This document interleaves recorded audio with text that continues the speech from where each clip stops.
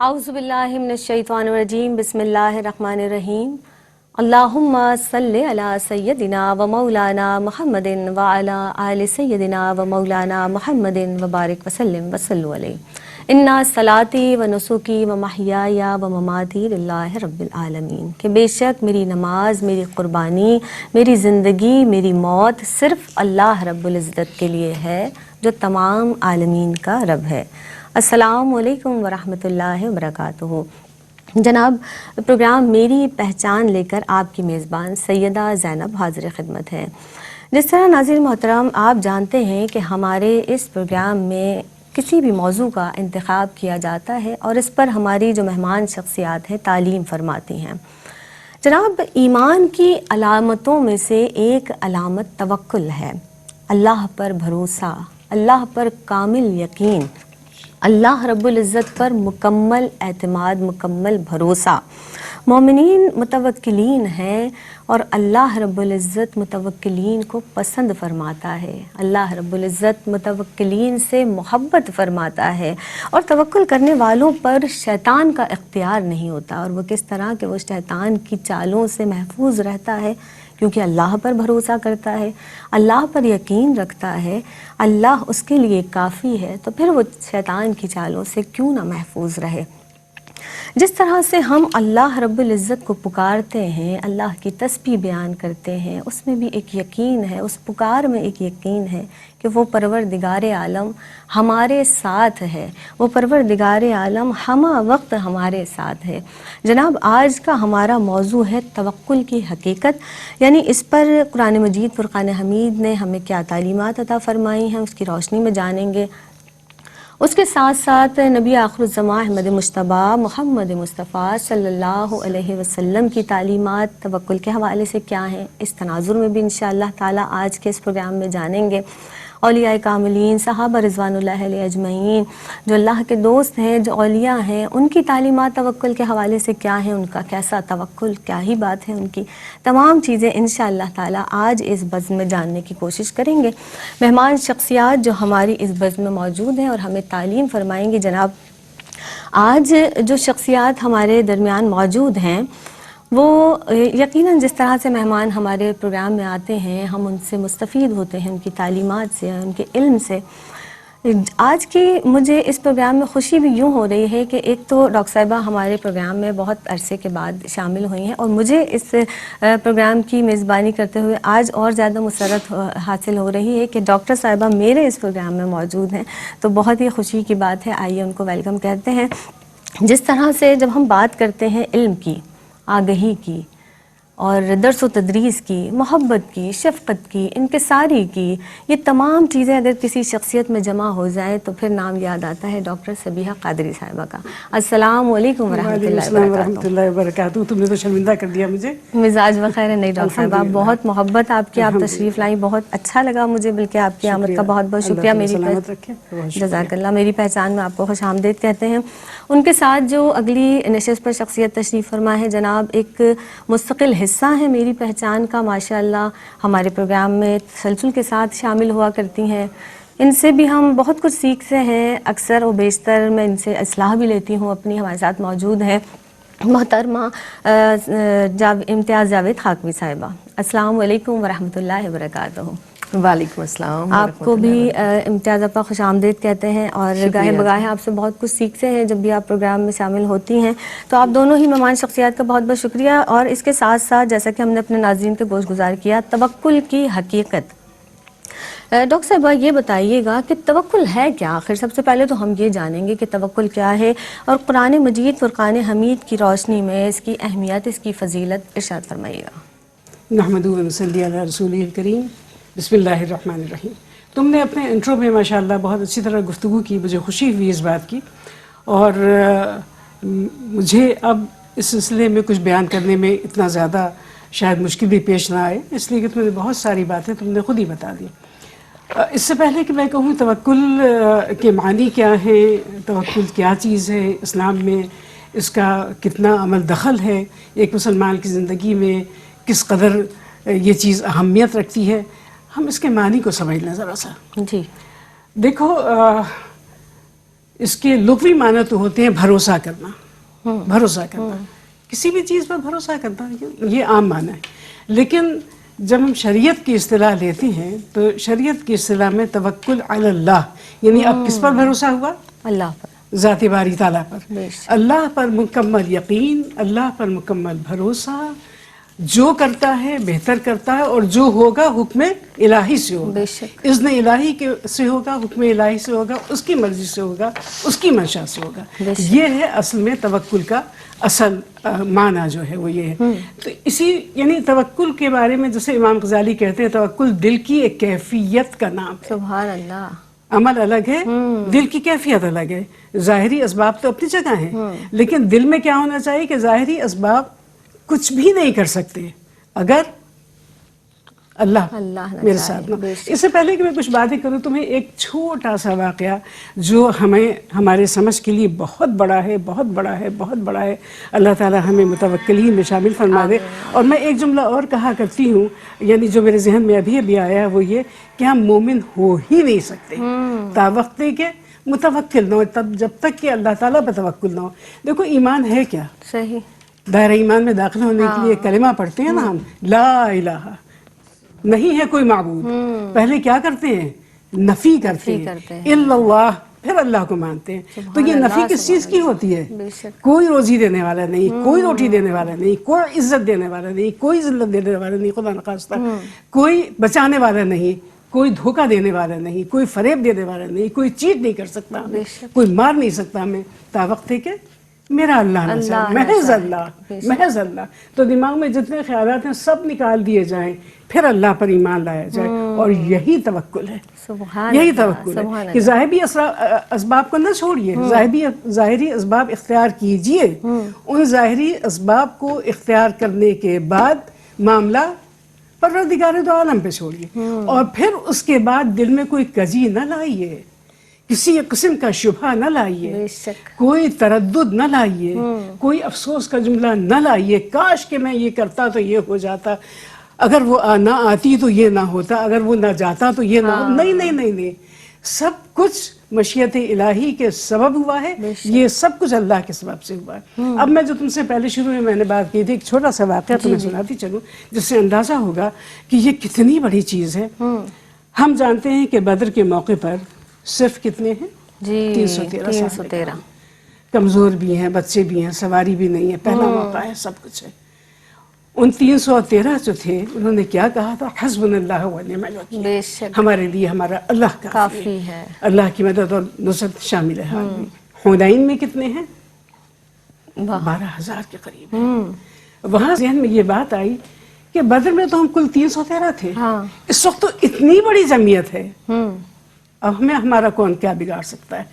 بھروسہ کس پر ہوا اس وقت؟ لمحے بھر کے لیے، لمحے بھر کے لیے بھروسہ اپنی جمعیت کے اوپر ہوا، تعداد کے اوپر ہوا. اللہ نے دکھا دیا.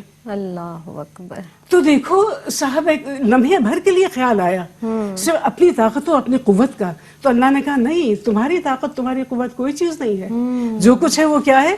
اللہ کی مدد، اللہ پر توکل. بے شک. پوری صحابہ کرام، انبیاء کرام، اسلامی تعلیمات اسی سے بھری ہوئی ہیں، اسی سے بھری ہوئی ہیں.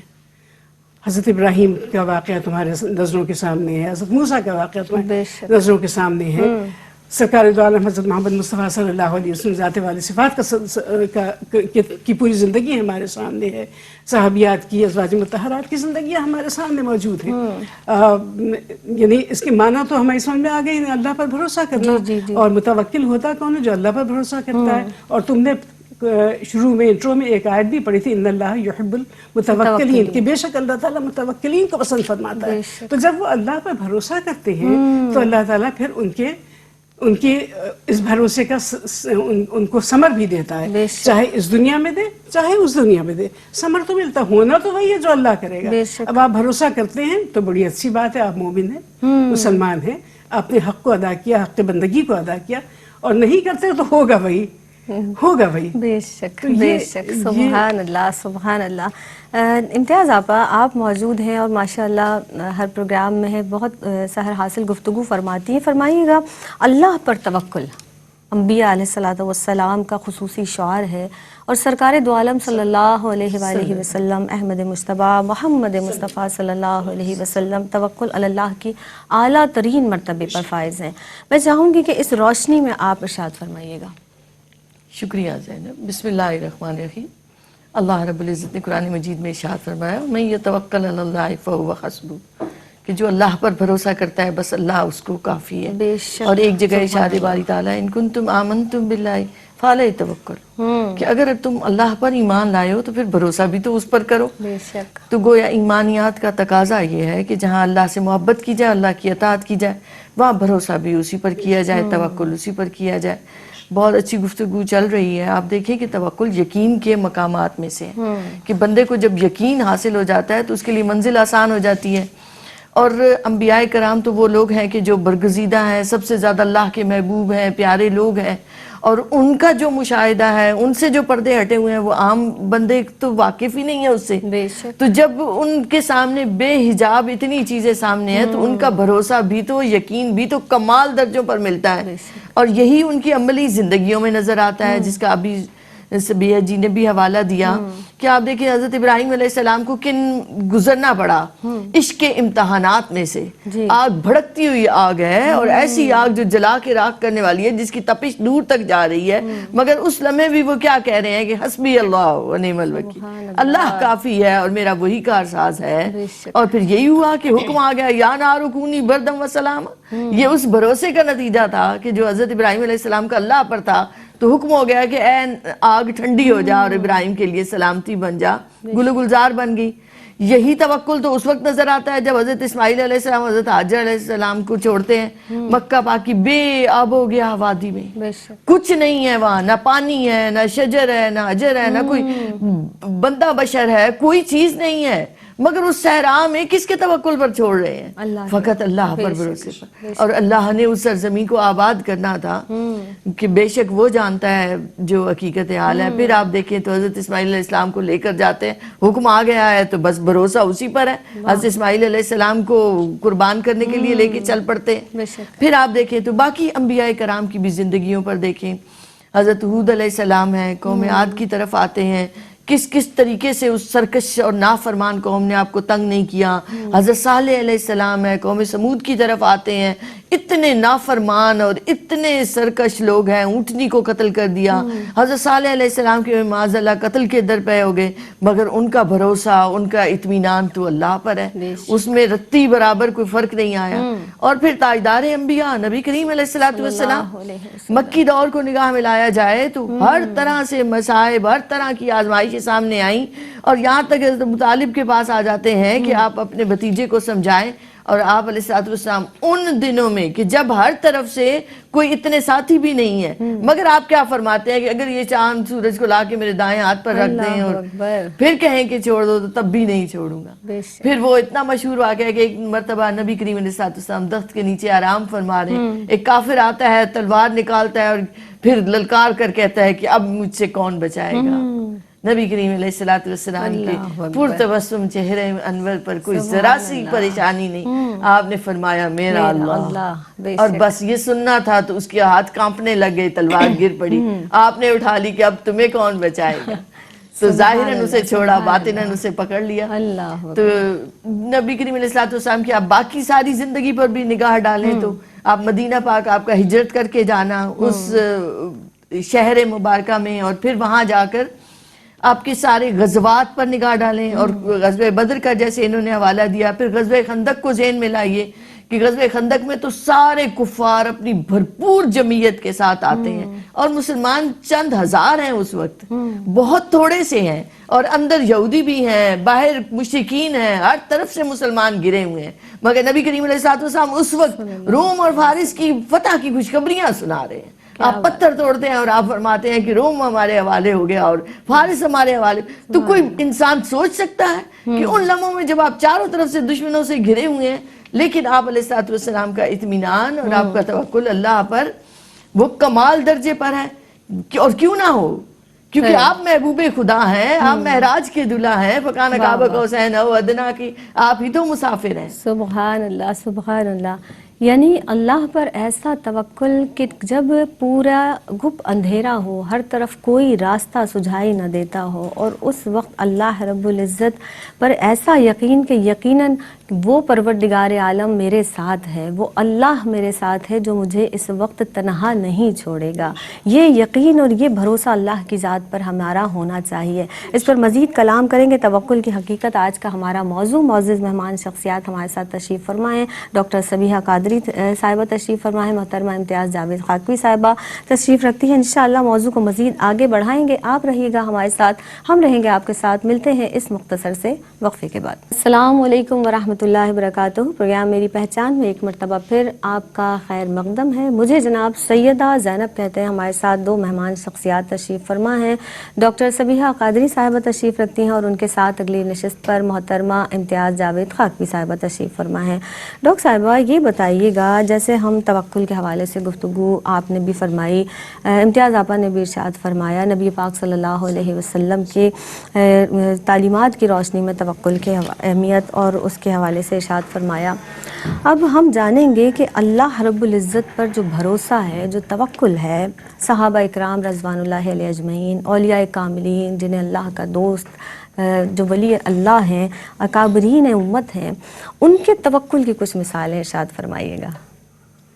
بسم اللہ الرحمن الرحیم. دیکھو، توکل ایک مسلمان کے ایمان کے، میں تو یہ کہتی ہوں، پتہ نہیں درست ہے غلط ہے، میں تو کہتی ہوں ایمانیات میں سے ہی اگر اس کو لے لیا جائے تو غلط نہیں ہوگا، کیونکہ ایمان اللہ پر، اللہ خدا واحد لا شریک کے اوپر پورا یقین رکھنے کا ہے، اور توکل اسی کی ایک مثال نکلتی ہے اسی سے. تو جتنے بھی ہمارے صحابہ کرام ہیں، اولیاء کرام ہیں، بزرگان دین ہیں، سارے اللہ کے ایسے نیک، ایسے اچھے بندے ہیں کہ ان کی زندگیاں تو اس سے بھری پڑی ہیں. ایک وقت کا کھانا دوسرے کے وقت کے کھانے کی کوئی فکر نہیں ہے. جس اللہ کو دینا ہے وہ دے گا، اللہ دے گا، اللہ تعالیٰ دے گا. تو نبی انبیاء کرام کی مثالیں تو ہمارے سامنے موجود ہیں ہی، اور ہم چلتے کس کے مطابق ہیں؟ اللہ اور اس کے نبی کی احکامات کی پیروی میں ہی زندگی بسر کرتے ہیں. چاہے صحابہ کرام ہوں، اولیاء کرام ہوں، بزرگان دین ہوں، ان کی زندگی کا مقصد ہی اللہ اور اللہ کے رسول کی اطاعت کرنا اور ان کی زندگیوں کے مطابق اپنی زندگی کو ڈھالنا، یعنی ہمارے نبی پاک صلی اللہ علیہ وسلم کی سنت طیبہ کے مطابق اپنی زندگی کو ڈھالنا. تو انبیاء کرام کی زندگیاں پہ تو ہم نے گفتگو کی ہے. جیسے حضرت موسیٰ کا واقعہ تمہیں معلوم ہی ہوگا کہ جب آگے گئے ہوں تو آگے پانی، پیچھے سے فرعون کا لشکر آ رہا ہے اور لشکر کی دھول بھی نظر آ رہی ہے، وہ جو دھول اڑاتے چلے آتے. تو ان کے حواریوں نے کہا کہ ہم تو مارے گئے، کوئی راستہ ہی نہیں ہے، اور آگے پانی پیچھے راستہ. تو حضرت موسیٰ نے کیا جواب دیا؟ یقیناً اللہ ہمارے لیے کوئی راستہ نکالے گا. اب آپ بتائیے، آگے بہتا ہوا پانی، پیچھے فوج، لیکن وہ یقین کہ اللہ تعالیٰ راستہ نکالے گا، یہی توکل ہے کہ مجھے دکھائی دے نہ دے، مجھے سنائی دے نہ دے، میرا اللہ سن رہا بھی رہا ہے اور دیکھ بھی رہا ہے، اور وہی نکالے گا راستہ. اور راستہ اللہ نے نکال کے دیا. یا جیسے ابھی ہماری بہن نے حضرت ابراہیم کی مثال دی کہ فرشتہ کیا نہیں آیا تھا ان کے پاس کہ تم کہو تو اس آگ کو تم انہی کے اوپر الٹ دیں، تو کیا کہا تھا؟ اللہ کو مانگا. پھر اللہ نے کیا کہا، جو آیت قرآن حکیم کی انہوں نے تلاوت فرمائی کہ اے آگ ابراہیم پر ٹھنڈی ہو جا. یا واقعہ کیسے پیار سے، کیسی محبت سے، کتنے خوشی و خضوع کے ساتھ دعا فرمائی ہے. اللہ تعالیٰ نے بڑھاپے میں اولاد دی ہے، اسی اولاد کو چھوڑ کے چلے آ رہے ہیں. اور آپ دیکھیں، یہاں صرف حضرت ابراہیم کی بات نہیں کہوں گی، بلکہ حضرت اسماعیل کی والدہ کی بات بھی کہوں گی کہ انہوں نے کہا کیا یہ حکم الہی ہے؟ اگر اللہ کا حکم ہے تو سب خیر ہے، سب ٹھیک ہے. تو ہماری بیوی ہمیں پیچھے نہیں ہے، کسی سے پیچھے نہیں ہے. نہ امہات المومنین نعوذ باللہ پیچھے ہیں، نہ صحابیات پیچھے ہیں، نہ بزرگ خواتین پیچھے ہیں. اب تمہارا سوال یہ ہے کہ صحابہ کرام، تو صحابہ کرام کی زندگیوں کی تو بے شمار مثالیں موجود ہیں، کیونکہ آپ نے کن کے دامن رحمت میں تربیت پائی ہے؟ سرکار کے دامن. یعنی وہ تو اتنی اتباع ہے، ایسی اتباع ہے، ایسی پیروی ہے کہ ایک دن حضرت ابو ہریرہ گزر رہے ہیں، توکل سے الگ سی بات ہے، ذہن میں آ گئی، میں نے کہا چلو ذکر کر دوں. ایک جگہ سے گزر رہے ہیں گھاٹی سے اور مسکرا دیے. کیوں مسکرائے؟ کہنے لگے پتہ نہیں. میں نے اپنے نبی کو دیکھا تھا یہاں سے جاتے ہوئے مسکرائے تو میں بھی مسکرا دیا. اللہ تو جو جن صحابہ کرام کی یہ صورتحال ہو کہ سرکار کی ایک ایک چیز ان کے دلوں میں نقش ہو اور ان کے عمل میں ظاہر ہو تو ان کی زندگیاں توکل سے بھری ہوئی نہیں ہوں گی تو کیا ہوں گی. بے شک. صحابی ہیں, بستر مرگ کے اوپر ہیں, اور حضرت عثمان غنی آتے ہیں مدد کے لیے کہ تمہارے پیچھے تمہاری بیٹیاں ہیں, کچھ چھوڑ جاؤں ان کے لیے دے دوں, تمہارے بعد کیا ہوگا. کیا جواب دیتے ہیں کہ میں نے اپنی بچیوں کو سورہ واقعہ یاد کرا دی, ان کو کبھی فاقہ نہیں ہوگا. کس پر توکل؟ اللہ پر توکل, اللہ پر توکل. سبحان اللہ. اللہ پر توکل. حضرت ابوبکر صدیق رضی اللہ تعالیٰ عنہ آج خلافت ملی ہے, کپڑا ڈال کر کے چلے ہیں بازار کی جانب. کہاں؟ اللہ نے حکم دیا ہے روزی کمانے کا, بچوں کے لیے روزی کمانے جا رہا ہوں. تو یہ ہے, یہ چیزیں ہیں ساری کی ساری جو ہمیں راہ راست دکھاتی ہیں. دیکھو ہماری تاریخ جو ہے نا وہ ایسی روشن, ایسی تاباں, ایسی عمدہ ہے کہ ہمیں تو کوئی محنت کرنے کی ضرورت ہی نہیں ہے. ہم تو اٹھا کے اگر ان کی زندگیاں پڑھ لیں نا تو ہماری صرف زندگیاں ہم پڑھ ہی لیں تو ہماری تو دونوں زندگیاں ہماری سنور جائیں. ضرورت کس چیز کی؟ آشنا ہونے کی, آشنا ہونے کی, دل میں بسانے کی ہے.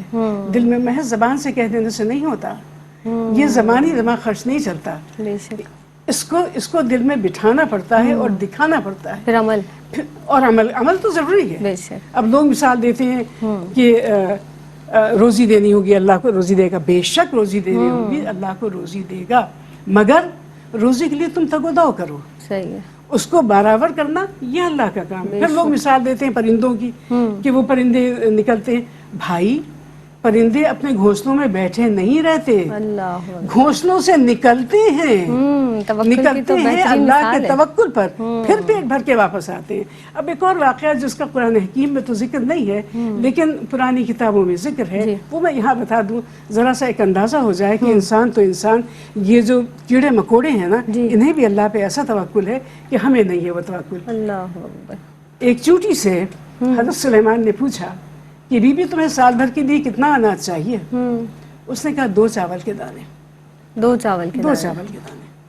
حضرت سلیمان نے 2 چاول کے دانے رکھے, منہ بند کر دیا اس کے بل کا کہ لو اب سال بھر کے لیے کافی, سال بھر کے بعد دیکھیں گے. سال بھر کے بعد گئے, ایک دانہ کھایا ہوا تھا, ایک دانہ نہیں کھایا تھا. تو حضرت سلیمان نے کہا کہ تم نے تو کہا تھا 2 دانے چاہیے, تم نے تو ایک ہی کھایا.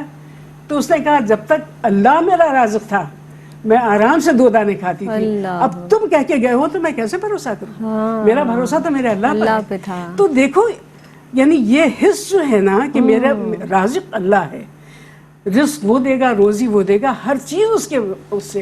یعنی آپ گھوڑے تیار رکھیے, آپ سامان حرب تیار رکھیے, آپ جنگلی تیار رہیے, مگر بھروسہ اللہ پہ کیجیے.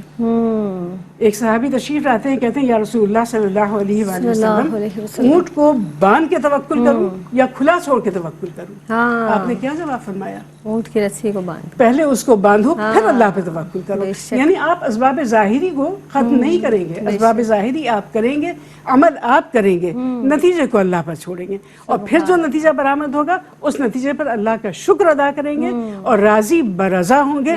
یہی متوکلین کی پہچان ہے. سبحان اللہ, سبحان اللہ. امتیاز آپا, جس طرح ڈاکٹر صاحبہ نے عمل کی بات کی, اور بے شک عمل سے زندگی بنتی ہے, جنت بھی جہنم بھی, کیا توکل کے جب یہ مثالیں جس طرح سے ڈاکٹر صاحبہ نے بھی ارشاد فرمائی کہ اپنے ہاتھ سے آپ کام کریں, روزی کمائیں, رزق کے لیے تگ و دو کریں, اس کے بعد پھر اللہ پر بھروسہ کریں, اللہ پر توکل کریں, تو یہ جو عمل کی مثالیں ہیں یہ کیا درس دیتی ہیں؟ مزید اس حوالے سے آپ ارشاد فرمائیے گا. زینب بہت اچھی گفتگو ہو رہی ہے. دیکھیے ایک عام فہم سی چیزیں میں کچھ بتانا چاہوں گی کہ 2 طرح کے نظریات ہمارے ہاں پائے جاتے ہیں توکل کے حوالے سے, جو دونوں غلط ہیں. ایک پہلا تصور یہ ہے کہ جی گھر میں بیٹھ جاؤ, اب جو میرے لیے لکھا ہے وہ مجھے گھر بیٹھے مل جائے گا, اب کچھ کرنے کی ضرورت نہیں ہے کہ میں نے تو بھروسہ اللہ پر کر لیا. تو یہ خام خیالی ہے, یہ غلط نظریہ ہے. دوسرا نظریہ یہ پایا جاتا ہے کہ میں محنت کروں گا ہی تو ملے گا, میں نے ہی جا کے کرنا ہے تو ہی رزق ملنا ہے, ورنہ تو رزق نہیں ملے گا, ورنہ تو کام ہوں گے نہیں, تو میں نے کرنا ہے یا تم نے کرنا ہے. تو بھروسہ اللہ کی طرف نہیں رہا، دھیان اس پر رہا کہ ہم نے محنت کرنی ہے، ہم نے ہی ہلنا جلنا ہے، ہم نے ہی کرنا ہے، تو تبھی ہونا ہے. صحیح. تو یہ دونوں نظریات، ان دونوں میں غلطی کیا ہے کہ آپ نے پہلے میں یہ کیا کہ آپ نے بے عمل ہو گئے، آپ کاہل ہو گئے، سست ہو گئے، آپ نے اپنی ذمہ داریوں کو ادا نہیں کیا. اور اللہ کا حکم یہ ہے کہ اسباب کو استعمال کرو، تمہارے لیے یہ اسباب کی دنیا بنائی اس لیے گئی ہے. آپ کو بھوک لگی ہے تو اٹھو، کھانے کی تیاری کرو، کھانا کھاؤ گے تو پیٹ بھرے گا. پیاس لگی ہے تو پانی پیو گے تو پیاس بجھے گی. یہ دنیا کا نظام ہے. تو یہ تو ہے سبب کی دنیا، اور یہ عوام الناس کے لیے ہے کہ اپنی پوری تگ و دو کرنی، اپنی پوری اہلیت کو استعمال کرنا، لیکن بھروسہ اللہ پر. یہ ہے اوریجنل توکل کا مطلب، کہ آپ اپنی محنت بھی کریں مگر آپ کا دھیان، آپ کی فکر، آپ کا خیال بباطن اللہ بسا رہے. سبحان اللہ. کہ آپ کی نگاہ اسباب پر نہ رہے، آپ کی نگاہ اپنی محنت پر نہ رہے. ایسے ہی جیسے قلم ہاتھ میں ہوتا ہے تو پیچھے لکھنے والا اس پر لکھ رہا ہوتا بے ہے، شک. تو ایسے ہی بھروسہ اللہ پر کہ میں نے تمام اسباب کو استعمال کرنا ہے مگر میرا اعتماد، میرا توکل اسی پر رہے. یہ عوام الناس کے لیے ہے. اب اس کے بعد دوسرا درجہ آتا ہے، کیونکہ ہماری دنیا میں اسی طرح سے طبقات بھی پائے جاتے ہیں کہ ایک عام طبقہ ہے جس میں اکثریت آتی ہے، پھر ایک خاص طبقہ ہے صحیح. کہ جنہوں نے اپنی زندگی وقف کر دی ہے اللہ کے لیے. بے شک. وہ اسباب کی طرف دیکھتے ہی نہیں اور مسبب الاسباب ان کی فکر میں رہتا ہے. سبحان اللہ. مگر یہ مقام کب ملتا ہے؟ جب آپ واقعی اس محبت اور اس راہ پر چلتے ہیں اور آپ نے دنیا کی خواہشوں کو فنا کر ڈالا ہے. سلطان الہند جب تک لگے ہوئے تھے اس باغ اور چکی سے ہی آمدنی تھی، معاش کا گزارا تھا. جب حضرت ابراہیم قندوزی رحمۃ اللہ علیہ کی وہ ایک دعوت کھاتے ہیں، اندر باہر روشنی ہو جاتی ہے، اللہ کے ہو جاتے ہیں، سب کچھ اللہ کی راہ میں دے دیا. ہاتھ جھاڑ کر کھڑے ہو جاتے ہیں اور اب نکلتے ہیں دین کی راہ پر تحصیل علم کے لیے. اور آپ دیکھیں تو سلطان الہند ہے. تو کیا ہوا کہ اسباب پر سے نگاہیں ہٹ گئیں، مسبب الاسباب ایسا نگاہوں میں سمایا، ایسی طبیعت میں، ایسے مزاج میں بالکل بدل کر رہ گیا. اور اس پر بھروسہ اور اسی پر توکل میں اجمیر شریف آتے ہیں. راجپوتوں کا گڑھ ہے، جنگجوؤں کا گڑھ ہے، پرواہ نہیں، فکر نہیں. اور پھر اللہ نے وہ عزت، وہ تکریم، وہ احترام کہ آج تک لوگ ذکر کرتے ہیں. شیخ عبد القادر جیلانی رحمۃ اللہ علیہ، وہ اس وقت جب ابھی سفر پر نکلے ہیں تحصیل علم کے لیے، تو وہ دینار ماں نے سی دیے تھے. تو ایک لمحے کو بھی خیال نہیں آیا کہ دینار نہیں ہوں گے تو میرا کیا ہوگا. نہیں، اس وقت بھی آپ یقین کے اس مقام پر ہیں کہ ڈاکوؤں سے کہا کہ نہیں، مجھے تو سچ بولنے کا حکم ملا ہے، لے جاؤ جو کچھ ہے.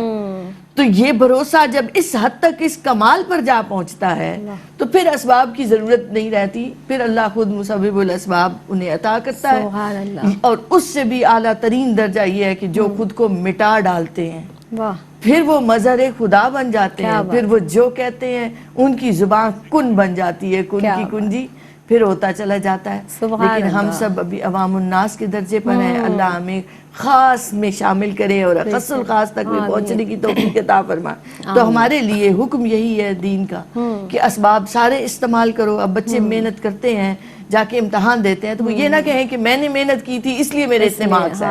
نہیں، بھروسہ اللہ پر کہ وہی اللہ، اسی پر توکل ہے. یا پھر محنت ہی نہ کریں اور اس کے بعد کہیں کہ مجھے اللہ سے دعا کر لیں میں پاس ہو جاؤں، تو ایسا بھی ممکن نہیں ہے. وقفہ لیتے ہیں اور انشاءاللہ تعالیٰ اسی گفتگو کو ماشاءاللہ بہت عمدہ گفتگو جاری ہے، اسی کو کنٹینیو کریں گے. آپ رہے گا ہمارے ساتھ، ہم رہیں گے آپ کے ساتھ. ملتے ہیں اس مختصر سے وقفے کے بعد. السلام علیکم ورحمۃ اللہ وبرکاتہ. جناب آپ دیکھ رہے ہیں پروگرام میری پہچان. آج کا ہمارا موضوع ہے توکل کی حقیقت. مجھے جناب سیدہ زینب کہتے ہیں، مہمان شخصیات جو ہمیں تعلیم فرما رہے ہیں. اس موضوع کی مناسبت سے ہمارے ساتھ تشریف فرما ہے. پہلی نشست پر ڈاکٹر صبیحہ قادری صاحبہ تشریف فرما ہے. ان کے ساتھ اگلی نشست پر ہمارے ساتھ موجود ہیں امتیاز جاوید خاکوی صاحبہ.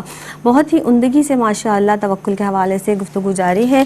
ڈاکٹر صاحبہ یہ بتائیے گا کہ توکل جو اللہ پر یقین ہے، اللہ پر بھروسہ ہے، اللہ پر توکل ہے، جب انسان اس پر اللہ پر بھروسہ کر لیتا ہے، مکمل یقین کر لیتا ہے، کیا مثبت اثرات مرتب ہوتے ہیں اس کی زندگی پر؟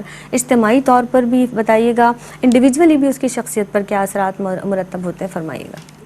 بسم اللہ الرحمن الرحیم. دیکھو یہ لفظ مثبت جو ہے نا، اس کو نکال دو. جب بھی اللہ کے نبی کی کسی بات کا یقین کیا جائے، اس پہ ایمان لایا جائے، اس کے مطابق عمل کیا ارے جائے واہ تو بھائی، مثبت ہی مثبت ہوگا. کیا پیاری بات کر دی آپ نے. مثبت کے علاوہ کچھ ہوگا ہی نہیں ہوگا. کچھ بہت بھی نہیں پیاری ہوگا. بات. واہ. تو کیا اثرات مرتب ہوتے ہیں. دیکھو توکل کی ہم نے ابھی تعریف ایک حد تک ہم نے اس کو کور کرنے کی کوشش کی ہے. یعنی اللہ پر یقین کہ جو ہوگا اللہ کی ذات ہی کرے گی، اور اللہ کی ذات ہی کرتی ہے. بے شک وہی رازق ہے، وہی رزاق ہے، وہی سب کچھ ہے. عزت بھی وہ دیتا ہے، ذلت بھی وہی سمیع و لطیف و خبیر و بصیر ہے، وہی ستار و غفار و وہاب ہے، وہی وکیل و کفیل ہے، وہی رقیب و نگہباں ہے. کیا کہنا. سب کچھ وہی ہے، سب کچھ وہی ہے. تو جب وہ رقیب ہے تو ڈر کس چیز کا؟ واہ. جب وہ نگہباں ہے تو خطرہ کس بات کا؟ جب وہ وکیل ہے تو ڈریں آپ سے کیوں؟ ہاں جب وہ خبیر ہے تو آپ کو کیوں اپنا حال بتائیں؟ آپ سے کیوں کہیں کہ مجھے کوئی مجبوری ہے؟ اسی سے آپ سے کس لیے کہیں؟ خبیر وہ ہے، سمیع وہ ہے، بصیر وہ ہے. کاہے کو دوسروں کے سامنے روئیں بھائی بیٹھ جا کر؟ جب وہ جاننے والا ہے سب کچھ، جب وہی جانتا ہے. تو انسان کو اگر اپنی عزت و ناموس کا پاس ہو اور اللہ کے اوپر توکل ہو تو یقین کرو کہ اس سے بہتر نہ کوئی شخص ہے، نہ اس سے باوقار کوئی شخص ہے. سبحان اللہ. وہ اتنا باوقار ہوگا کہ نہ اپنی بھوک کو، نہ اپنی پیاس کو، نہ اپنی غریبی کو، نہ اپنی مسکینی کو، نہ اپنے دکھ کو، نہ اپنے غم کو کسی کو نہیں بیان کرے گا. ایسا نہیں ہے کہ انسان کو دکھ نہیں آتے، آتے ہیں. صحیح. لیکن واویلا مچانے سے دکھ کم نہیں ہو جاتا، بلکہ لوگوں میں ایک خام خواہ کی ایک بات پیدا ہوتی ہے. سرکار دو عالم حضرت محمد مصطفیٰ صلی اللہ علیہ وسلم ایک جگہ سے گزر رہے تھے تو ایک خاتون رو رہی تھی، بری طرح سے واویلا کر رہی تھی. کیفیت کچھ عجیب و غریب تھی. تو آپ نے فرمایا کہ بی بی صبر کرو. نہیں پہچانتی تھی تو کہا کہ تم پر ایسی آفت پڑی ہوتی نعوذ باللہ تو میں پوچھتی. میرا جوان بچہ جو ہے وہ اس کے بعد پتہ چلا تو پھر آئیں سرکار کے پاس، کہا میں نے صبر کیا. تو آپ نے کہا صبر تو پہلی چوٹ پر ہوا کرتا. یہ تم نے رو لی، دھو لی، سب کچھ کر لیا، اب کہہ رہی ہو صبر کرو. اس وقت اگر اللہ پہ توکل کرتی کہ یہ تو تھا اللہ کی نعمت تھی، ایک امانت تھی، ایک حد تک اللہ تعالیٰ نے مجھے دیا تھا، تو اللہ کا شکر جس حد تک اس نے مجھے دیا. اور دیکھو غم و اندوہ آتے ہیں، انسان فکر مند بھی ہوتا ہے، غمزدہ بھی ہوتا ہے.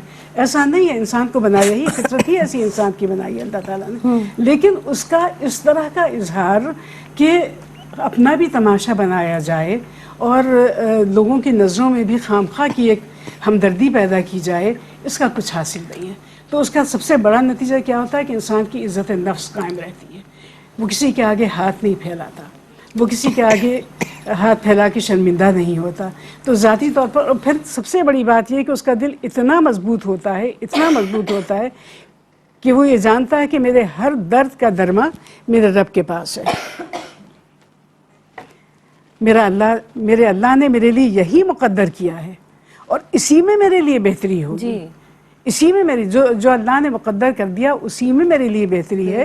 تو وہ مطمئن ہوتا ہے. تو اطمینان قلب ایک اتنی بڑی نعمت ہے کہ جس کی نعمت کے حاصل ہو جانے کے بعد کسی اور چیز کی ضرورت ہی نہیں ہوتی. اگر ہم پرسکون ہیں، مطمئن ہیں، تو ہمیں حاصل ہو گیا سب کچھ. اور اجتماعی طور پر کیا اس کے اثرات ہوتے ہیں؟ جب آپ بھی مطمئن، میں بھی مطمئن، وہ بھی مطمئن، وہ بھی مطمئن، ہم ایک دوسرے کی مدد کریں گے. کیوں؟ اس لیے کہ مدد کرنے سے مجھے معلوم ہے کہ میرے سرمایہ میں کوئی کمی نہیں آئے گی. اچھے بولنے سے کوئی میں چھوٹی نہیں ہو جاؤں گی. کسی کو گلے لگا دینے سے میرا کوئی حرج نہیں ہوگا. تو ایک دوسرے سے محبت، پیار، ایثار، ہمدردی، دینے لینے کا جذبہ، عفو درگزر، یہ تمام باتیں ہمارے اندر پیدا ہوں گی.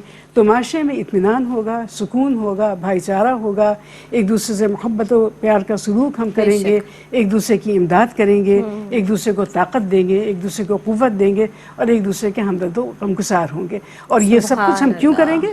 اس لیے کہ ہمیں معلوم ہے کہ اصل کارساز حقیقی پروردگار دو عالم. بے شک بے شک. یہ جو گفتگو آج کی اس نشست میں ہوئی، یقیناً بہت کچھ سیکھا ہم نے. اللہ رب العزت ہمیں سیکھنے کے ساتھ عمل کی بھی توفیق عطا فرمائے. ڈاکٹر صاحبہ آپ تشریف لائیں، آپ کی آمد کا بہت بہت شکریہ، اور مجھے بہت اچھا لگا آپ سے آج کی اس نشست میں گفتگو کر کے. آپ امتیاز آپا آپ تشریف لائیں، ہمیشہ ہی بہترین گفتگو آپ کی جانب سے ہوتی ہے. دونوں ہی کی مہمان شخصیات، دونوں ہی کی آمد کا بہت بہت شکریہ. بس اس کے ساتھ آخر میں صرف اتنا کہنا چاہوں گی کہ اللہ وہ پروردگار عالم وہ تمام عالمین کا رب ہے جو کن فیکون کہہ دے، جب وہ کہہ دیتا ہے ہو جا تو پھر ہو جاتی ہے.